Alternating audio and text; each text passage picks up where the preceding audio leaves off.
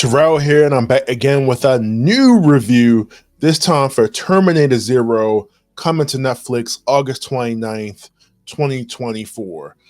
If you heard what I said, the date is August 29th, and you're already familiar. If you're a Terminator fan, you're already familiar with that date. Smart marketing on Netflix's side of things by getting this right. August 29th, they were able to get this perfectly, was Judgment Day in the series. That is the date, August 29th, 1997. Which is Judgment Day in the Terminator universe. Again, you couldn't have planned that any better. Wondering why I was like, why are they releasing this on this random day? So it'll be, like I said, it'll be coming out August 29th on Netflix. We'll be getting 8 episodes, which I've had the opportunity to watch the entire series.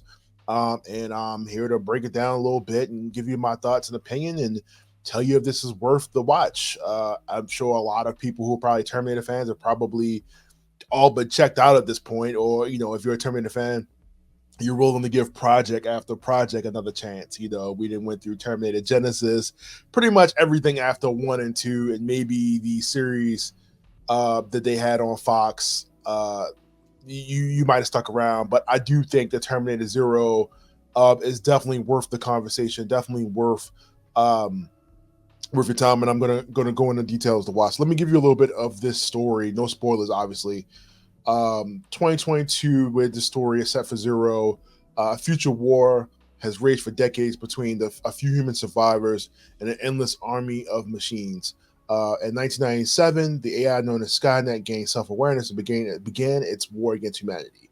So Zero obviously gives us a little bit more backstory on just kind of a little bit more how Skynet started, while telling this its own story. Now, I wouldn't say that this story is particularly canon.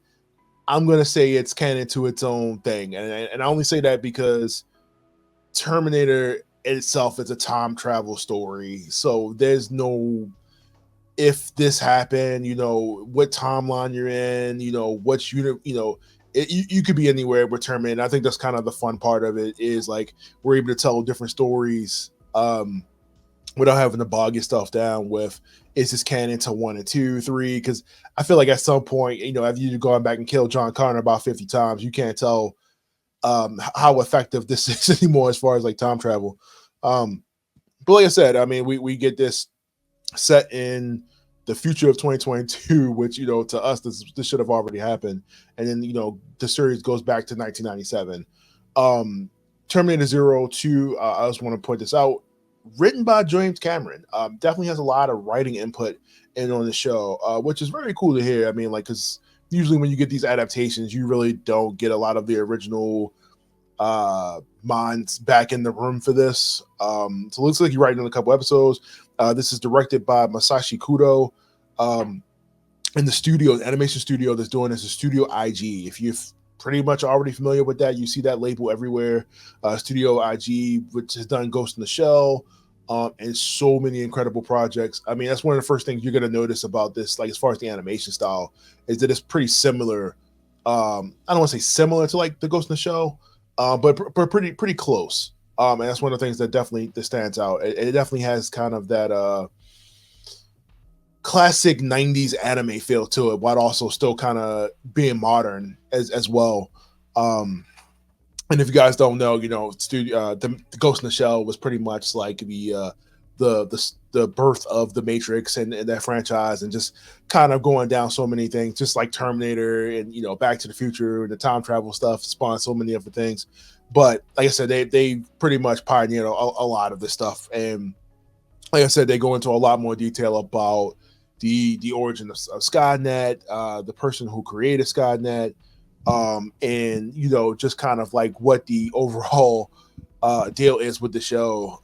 We have a character by the name of Malcolm who is trying to create a counter Skynet, a weapon to mitigate the damage of what Skynet's going to do based off of these dreams that he's been having.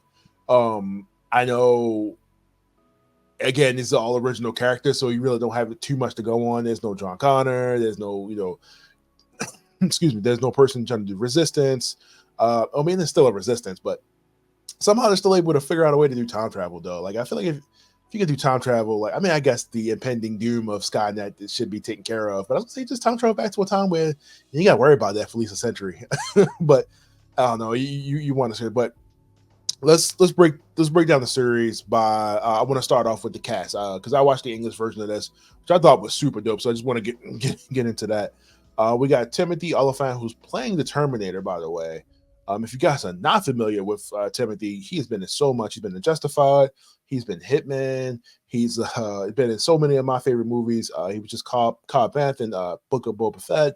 This guy's working, and now we get to hear his voice as one of the Terminators in this series. Sonoya Mizuko, who's playing Aiko in this series, she is also a resident of the game of AI because she was in Ex Machina, which was another AI movie, surprisingly.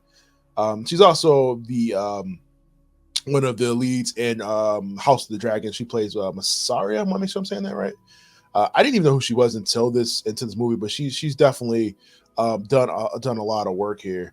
We got Rosario Dawson, who's playing an AI character by the name of Kokoro. You're going to come right into that. And Dowd and Andre Holland is Malcolm Lee. Like I said, phenomenal cast. I don't want to go into like all the characters right now, but just know like the voice acting, the English voice cast for this is in really, really good hands. Like I said, I've also listened to the Japanese version of it as well. For the first time, I gotta say, I think I prefer the English dub of this, maybe because this is more of an American series. I probably feel like I'm a little closer to wanting the English dub for this, but it's pretty good. Especially like I said with Rosario Dawson, Timothy, some of the people I just named. It's like I said, it's really, really good. The animation for this, like I said, top notch. It definitely has that, like I said before, that Ghost in the Shell feel, that feeling of like I said, 90s anime. Those classic studios that unfortunately do not exist anymore. Like I said, while still holding that a little bit of a modern feel to it. The show is incredibly bloody, and a lot of that gets shown. I'm glad they did not hold back on that, because I feel like when you're dealing with killer robots and people, you can't like kind of train it. I'm glad that they were able to animate that so well, showing off some of the abilities of the Terminator. Showing people fight against the Terminators.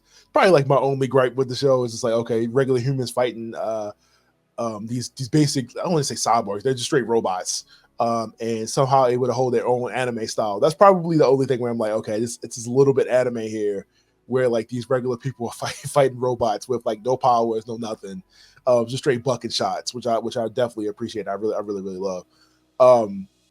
Like I said, the music off the break, it has that Blade Runner, that like I said, the classic 90s feel. It feels like you're watching Terminator back in the day, with a lot of the music. The ambience of like as the Terminators like, stalking down people, you definitely feel like how menacing these Terminators are, but just the music alone, which I think they did a really incredible job of here. They did a really, really good job placing the right music for the show.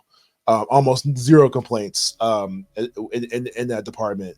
Let's say the animation's good, the music I said is incredible, voice acting is great. I think my only major complaint here is that I wish I had just more. And the fact that I feel like this also could have just been a 2-hour movie. I feel like a lot of anime that's on Netflix always kind of feels like that to me. It always feels like, okay, yeah, this, instead of them breaking this down to 8 to 10 episodes, this could have been an hour and a half, 2-hour movie. The way the pacing is, the way it flows, it's literally episode one into the next. Like again, it's like a movie. Like a lot of the stuff that you've seen on Netflix lately, from Ultraman, a lot of the anime has this. It could have just been a movie feel. And I don't mind the break it up pacing of the episode flow. I just wish it felt more like it was supposed to be on TV than it was a direct film, or just show it in a 2-hour cut. Like just get it over with. But I guess if you don't have the time, you might want to just like, let me just watch episode 2. But I don't know. To me, I just want to get it over with. Like I said, just the way that this broke up and the way that it picks up from one to the next. Overall, Terminator Zero is definitely amazing. I wasn't expecting this. The quality of work, you could definitely tell that Not only the writing was there, but a lot of different aspects of the show was carefully paid attention to. The story, like I said, is kind of its own thing. I wouldn't look too hard in that. I mean, I'm kind of I'm definitely vested in the story of these characters and see where it goes. Um, but like I said, try to look up canon and stuff like that. Like it just doesn't really make any sense for this particular adaptation, because I feel like you're gonna drive yourself into a hole trying to figure out timelines and if this should happen. But I do, like I said, I do think this is really good. Like I said, we get the origin of Skynet, dealing with this Cortex Industries, dealing with Kokoro, who's supposed to be the counter AI to Skynet. And like I said, without giving out too much away, I think it's a really good story. If I had to rate this, I would definitely give this I would say a 7 out of 10. I would definitely say a 7 out of 10, and mostly points taken away just because I felt like I needed more. And some of the characters I don't think got enough time. And the fact that it could have, like I said, I just could have cut it into a movie, a feature film, or something like that. But other than that, I feel like everything else is on point. There's zero complaints in any other department for this project. I love the fact that it's coming out on Judgment Day. I love the cast. I love the animation. Everything is on point for this. I'm telling you now, check this out on Netflix, August 29th. Terminator Zero. This is definitely, if you don't already have a subscription that you supposedly was going to cancel before, I'm telling you, you're going to come back for this. Any way you can watch this, please make sure you subscribe to Netflix. Check it out, August 29th. Worth the watch.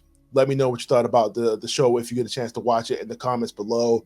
How you feeling it? I definitely want to see if everybody's on par. Like I said, it's a 7.5 out of 10, 8 out of 10. If I had to give it a score, perfect. Really, really, really, really good. I can't wait to get more. But other than that, I'll see you guys next time. Leave me a comment, and I'll see you for another one. See you. I